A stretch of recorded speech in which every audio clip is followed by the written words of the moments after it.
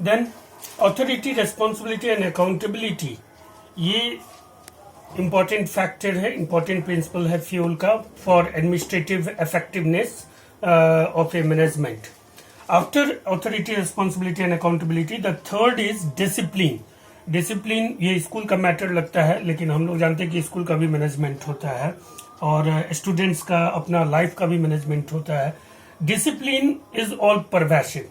Whether there is a organization work and that organization works towards achieving a certain goal, discipline is most important.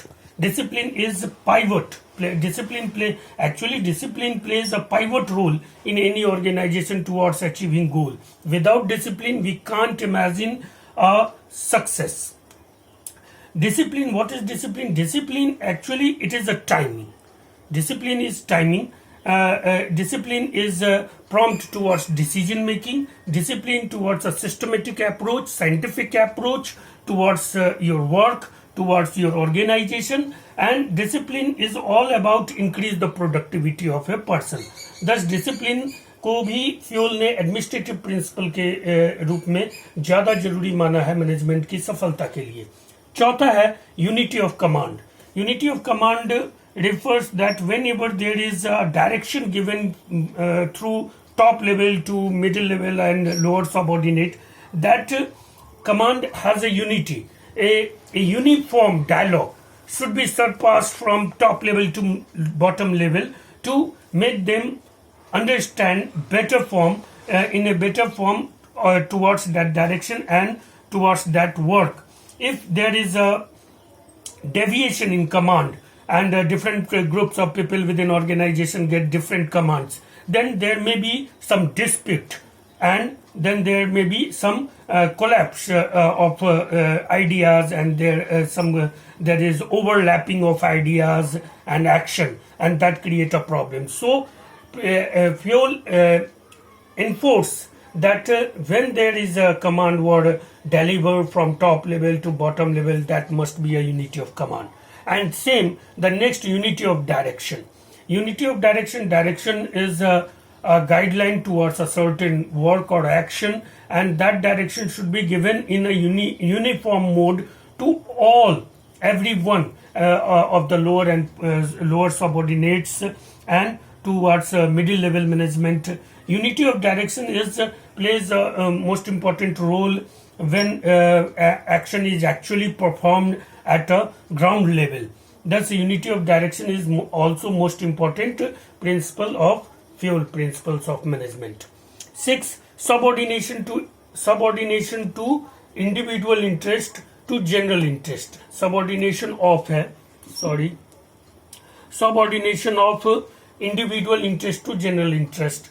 यहाँ पर fuel ये कहना चाह रहे हैं कि एक मैनेजमेंट तब तक सफलता को प्राप्त नहीं कर सकता है, अपने लक्ष्य को प्राप्त नहीं कर सकता है, जब तक कि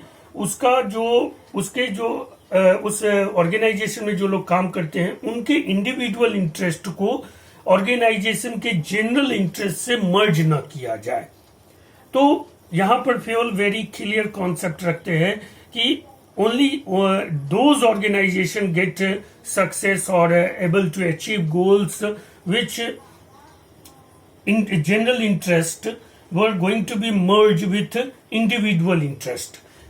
इसका एग्जांपल हम लोग टाटा, टिस्को ये सब में देखते हैं. वहां पर क्या है कि टाटा और टिस्को में जितने भी लेबर हैं उनको पार्टिसिपेंट इन मैनेजमेंट कर दिया गया. They are a part of management.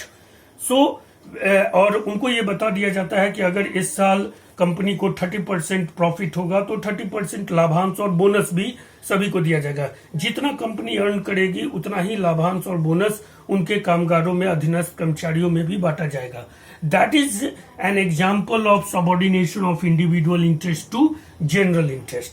And whenever any organization do that subordination of individual interest to general interest, in only those organizations able to achieve their goals smoothly with least effort and effective ways. तो ये बहुत ज़्यादा जरूरी है. इस principal के साथ ये प्रिंसिपल हम कहें तो पूरे फ्यूल के प्रिंसिपल का केंद्र बिंदु है कि subordination of individual interest to general interest. अगर हम किसी भी ऑर्गेनाइजेशन में subordination of individual interest to general interest कर देते हैं, उसके बाद organization run automatically. There were no need to outer enforcement. There were no need to be hard direction. There were no need to be take action against any particular person. तो ये एक familiar feeling देता है पूरे के पूरे organisation के लोगों को. And in that situation, an organization can perform in better ways. Next है 7th है remuneration of employees. It is also important principle which is given by FAYOL. Remuneration of employees is a crucial factor, as we know that nowadays when people work for an organization on package basis, and that package accelerate their energy, that package motivate them and towards hard work. तो remuneration of employees ये बहुत sustain होना चाहिए, बहुत improving, बहुत अच्छा होना चाहिए, क्योंकि remuneration of employees after all peoples work for salary and remuneration of employee is, अगर remuneration according to their work होगा, अकॉर्डिंग टू देयर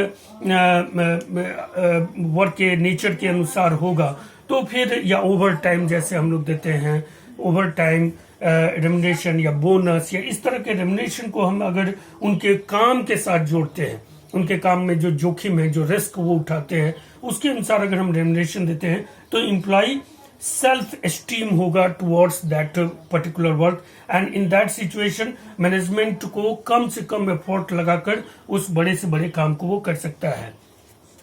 8 है सेंट्रलाइजेशन एंड डिसेंट्रलाइजेशन. यहाँ पर फ्योल कहते हैं, इस प्रिंसिपल में कहते हैं कि जितना ज्यादा मैनेजमेंट में टॉप लेवल सेंट्रलाइजेशन में विश्वास रखता है और सेंट्रलाइज करता है, whether there is formulation of plans, और वहां पे प्लान बनते हैं regarding marketing, production, advertisement, everything, उतना ही ज्यादा जरूरी है लोअर सबऑर्डिनेट्स और मिडिल लेवल में उस काम को करने के लिए डिसेंट्रलाइज किया जाए. Decentralize means at every point of work or every segment or department of work, every department was fully allowed to take action. Every department is fully allowed to take decisions regarding any circumstances, regarding any problem. They do not have to become to top level management to get any direction every time. So decentralization is also known as the decentralization of authority and responsibility to every particular person. जो जहां है वहां पर वो decision ले सके, वहां पर वो प्रॉब्लम को सॉल्व कर सके, और ये है डिसेंट्रलाइजेशन. डिसेंट्रलाइजेशन बड़े ऑर्गेनाइजेशन के लिए ज्यादा जरूरी है. छोटे ऑर्गेनाइजेशन में हम सेंट्रलाइजेशन से भी काम चला सकते हैं. सेंट्रलाइज अगर रहेंगे हमारे सारे power towards decision making, towards implementation of program, but in big organization जितना सेंट्रलाइजेशन इंपॉर्टेंट है उतना ही डिसेंट्रलाइजेशन भी इंपॉर्टेंट है.